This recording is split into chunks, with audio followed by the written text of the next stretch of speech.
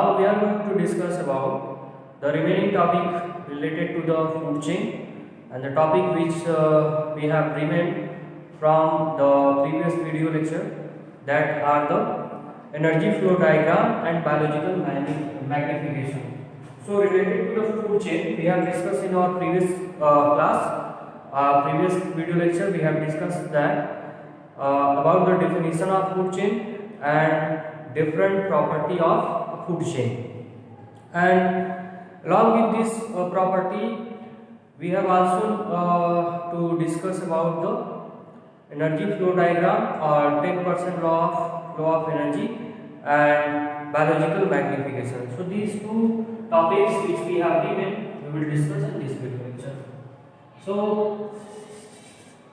there are two topics: the 10% law, 10% law of flow of energy in a food chain, and then we will discuss about the biological magnification.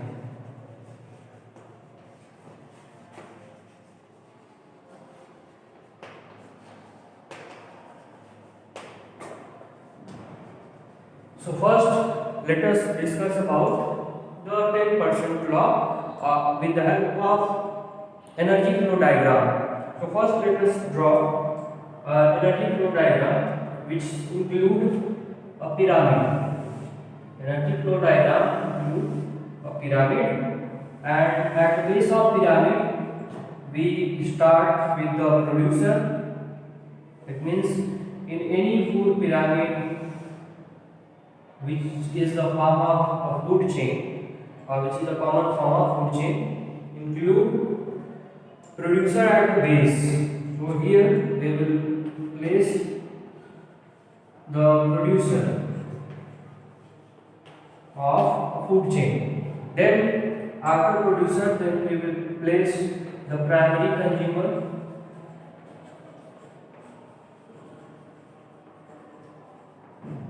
then secondary consumer,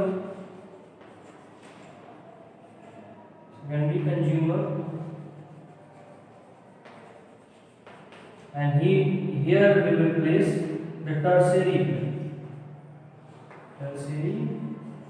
consumer. As we have discussed that in a food chain, the maximum number of trophic level may occupied as about 3 to 4 trophic level. So we have mentioned there are 4 trophic level. Then the first trophic level, second trophic level, third trophic level, and here is the fourth trophic level. So how the energy get entered in our food chain, in a food pyramid? First we will mention here that what is the source of energy for any kind of food chain in the environment. So it is the sun. So from the sun, the solar energy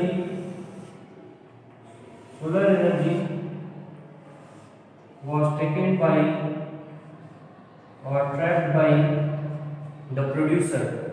So it means in a food chain or for a food chain, the source of energy is solar energy, solar radiation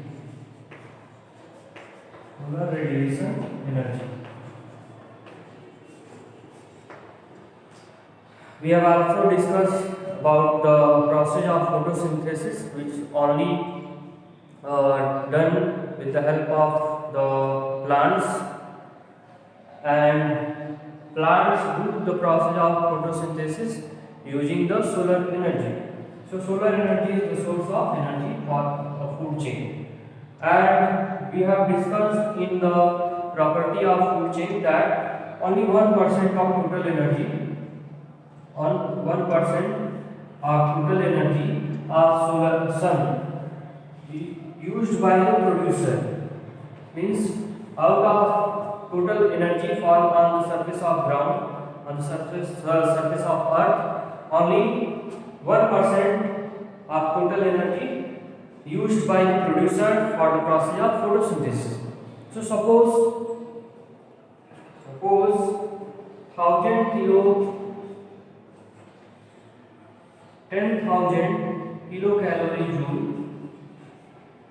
kilocalorie energy या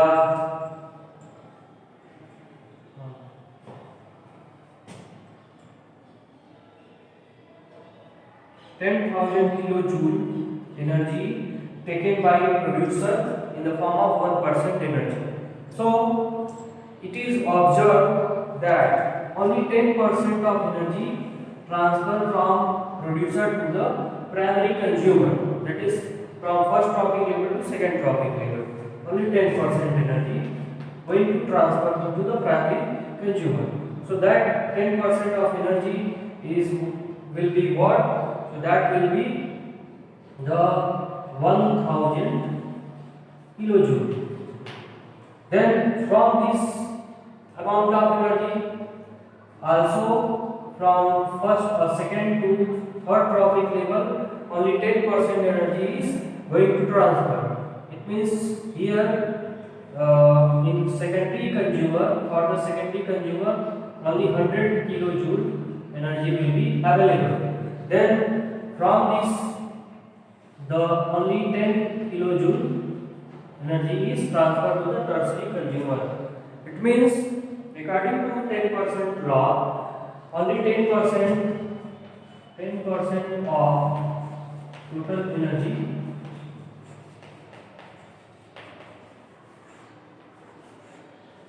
remain available for next trophic level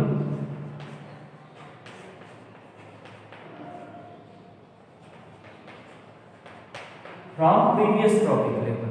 It means suppose previous trophic level to second trophic level is producer. So if the producer has 10,000 kilojoule energy is available, then the 10% of this 10,000 kilojoule energy, which is 1000 kilojoule, will be available for the primary consumer. Then out of this 10% also available for secondary consumer, that is 100 kilojoule. Then 10% of that energy next for the tertiary consumer. It means here we will observe easily that when we go to the tertiary consumer or the top level of top trophic level, we have very less amount of energy available for the next trophic level. So this is the reason why number of trophic level in a food chain is limited. We have also discussed in the features of food chain. So this is all about the 10% law of energy, and the flow of energy in a food chain is always unidirectional. It is also asked in our examination that to explain how the flow of energy in a food chain is unidirectional, or how we can say that the flow of energy in a food chain is unidirectional. So we can see here that the primary consumers, that means herbivores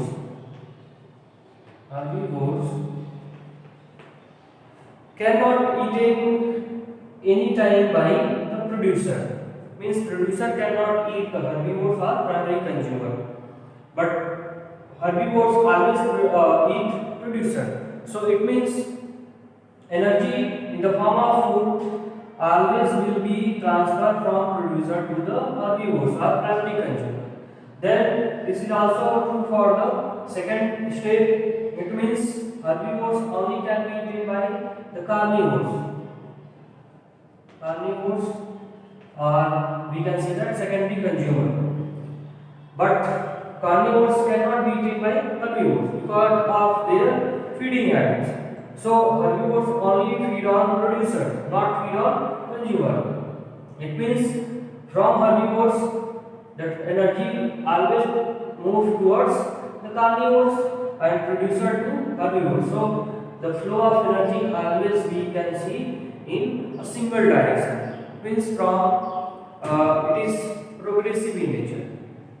And amount of energy, largest amount of energy available to the producer, the largest amount of energy,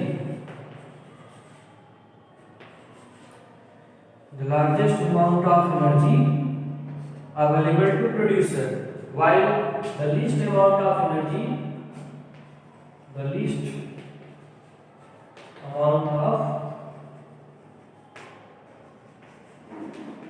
energy available to the top trophic level or tertiary consumer. It means the energy becomes reduced when we proceed from producer to the tertiary consumer. So this diagram showing the flow of energy, we can say that name of this diagram is energy flow diagram.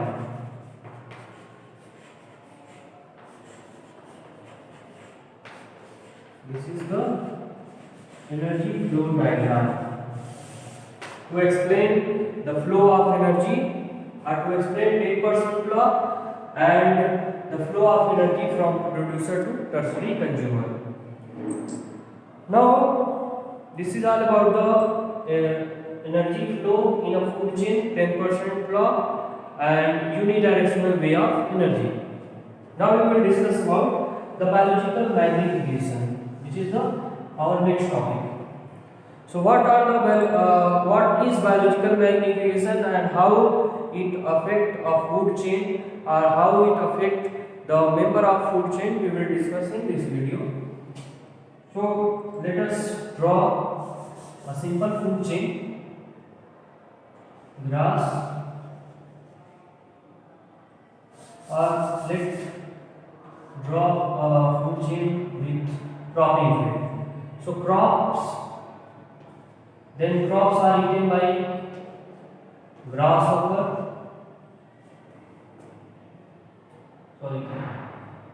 Crops are eaten by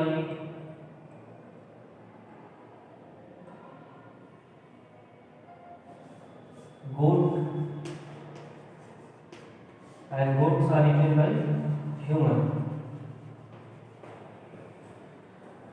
We draw a food chain including human being because the maximum amount of harmful effect of this process taken place in human being, or we always read about the processes that influence the activity of human being. So let us understand with the help of a food chain including human being. So biological magnification. What is biological magnification? We will first let us understand. So it is the process which include the toxic chemical.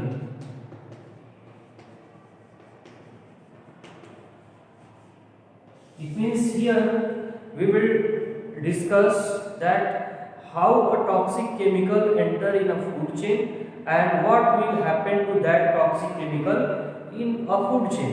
This study we can understand with the help of biological magnification, or the process that is responsible for that toxic chemical in a food chain is known as biological magnification. So what is biological magnification? The biological magnification is the process of accumulation of this toxic chemical to each trophic level of food chain. In a food chain, if any toxic chemical enter, then its accumulation becomes increased step by step. It means lastly the accumulation of toxic chemical in high amount or largest amount of accumulation take place in higher trophic level. So human exists at top trophic level of all kind of food chain. So this is the reason that maximum accumulation of toxic chemical taken place in the body of human being, and that result in a number of harmful effect in the body of human being.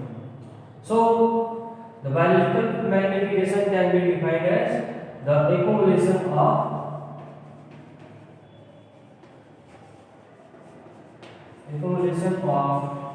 toxic chemical, toxic and non-biodegradable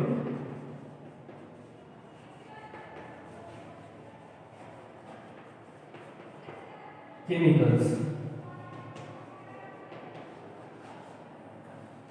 So non-biodegradable means they cannot be broken down with the help of enzyme present in our body or in the body of any kind of living organism. So if they cannot be broken down or degraded by any enzyme, so there is no any other way to remove this toxic chemical from the body of living organism. So in that case, from step to step, from eustrophic level, this toxic chemical transferred to the next trophic level, and after transfer they becomes accumulated in that body. So from the crops, this pesticide usually enters into the cropping field or into the crops or any kind of plants, because the toxic or non-biodegradable chemicals we use as pesticide or weedicides and so many number of purpose in our cropping field or in our gardens. So in that case, these toxic and non-biodegradable chemicals enter into the crops, into the plants, and then these crops or plants eaten by the herbivores, and that herbivores eaten by the human being, because at this time human being mostly consume or mostly depend on the animals for the flesh materials to remain healthy or to feed on them. So this is the reason that in human body the accumulation takes place in more quantity, and that is known as the biological magnification. So biological magnification is a harmful activity involved in a food chain.